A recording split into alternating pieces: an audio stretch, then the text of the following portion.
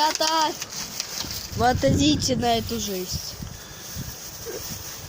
Расскажи подробно, как ты это сделал.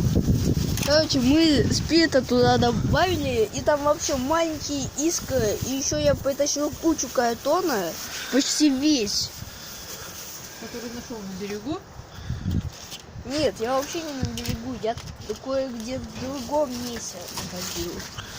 Если сейчас вот такая красота у нас природная, посмотрите, вот такая речка у нас, и при этом одновременно такой вот огонь. То есть огонь, воздух и вода.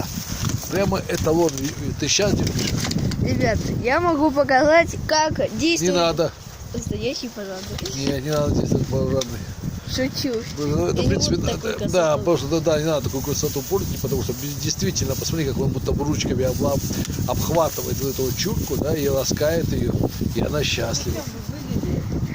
Наверное, папа сейчас говорил про ту картонник. Да, правильно. Итак, вот такой, друзья, вот такая у нас речка Катунь, вот такой у нас огонь, и вот такая у нас красота.